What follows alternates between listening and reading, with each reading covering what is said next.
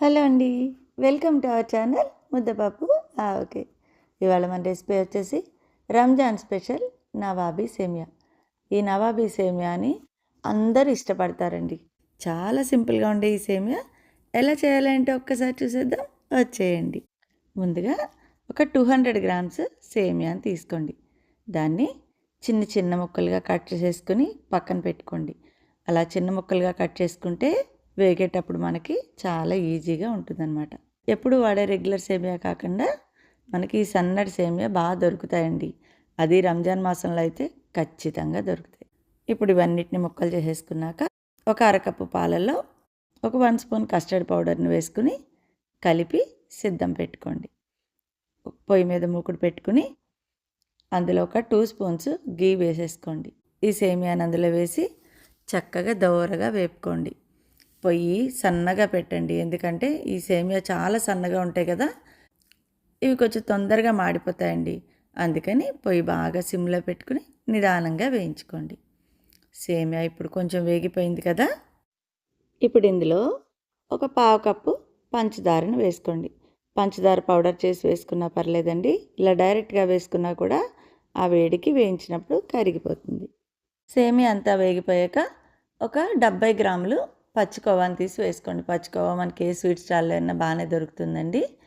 అది తీసుకుని చిన్న చిన్న ముక్కలుగా చిదిపేసేసుకుని వేసుకోండి. సేమియా, షుగరు, కోవా అన్నీ కలిసేలాగా బాగా వేయించుకోండి. ఇప్పుడు ఇదంతా బాగా వేగిపోయాక దీన్ని ఒక గిన్నెలోకి తీసుకుని పక్కన పెట్టుకోండి.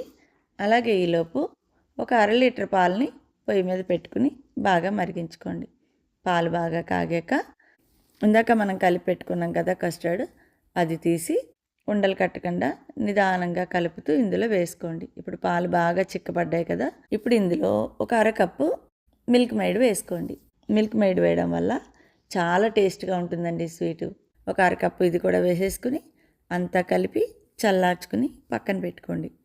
అలాగే పొయ్యి మీద ఒక ప్యాన్ పెట్టుకుని కాస్త డ్రై ఫ్రూట్స్ అన్నీ ముక్కలుగా చేసుకుని పిస్తా, బాదం, జీడిపప్పు ఇవన్నీ కూడా చిన్న చిన్న ముక్కలుగా కట్ చేసేసుకుని కాస్త వాటిని దోరగా వేపుకోండి. ఇప్పుడు మనం దీన్ని రెడీ చేసుకుందామండి. ఏదైనా ఒక గిన్నె తీసుకుని ముందుగా ఒక లేయరు సేమియాను వేసుకోండి. ఆ కోవాతో షుగర్తో చాలా బాగుంటాయి సేమియా.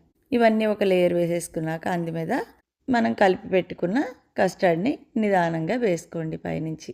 ఇది మరీ చిక్కగా ఉంటే బాగోదండి, ఎందుకంటే ఇది మనం ఫ్రిడ్జ్లో పెట్టాక ఈ సేమియా కూడా కొంచెం పీల్చుకుంటుంది, అప్పుడు మనకి దగ్గరగా అవుతుందన్నమాట. ఇప్పుడు ఇందు మీద మళ్ళీ ఒక 1 లేయర్ సేమియాని వేసేసుకోండి. మనం స్వీట్ తిన్నప్పుడు మధ్యలో ఆ కోవా ముక్కలు కూడా తగులుతూ ఉంటే చాలా బాగుంటుందండి. ఇప్పుడు ఇందు మీద మనం వేయించి పెట్టుకున్నాం కదా డ్రై ఫ్రూట్స్, అవన్నీ ఇందు మీద వేసేసుకోండి.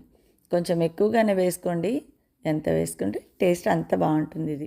అలాగే గులాబీ రేకుల్ని చక్కగా పైన అలా డెకరేట్ చేసేసుకోండి. ఇది రాయల్ నవాబీ సేమియా అన్నందుకు ఇందులో వాడే వస్తువులన్నీ రాయల్గానే ఉంటాయిలేండి. చాలా ఈజీగా చేసుకునే ఈ రెసిపీ చాలా టేస్ట్గా కూడా ఉంటుంది. ఈ రెసిపీ కనుక మీకు నచ్చితే లైక్ చేయండి, షేర్ చేయండి, సబ్స్క్రైబ్ చేసుకోండి.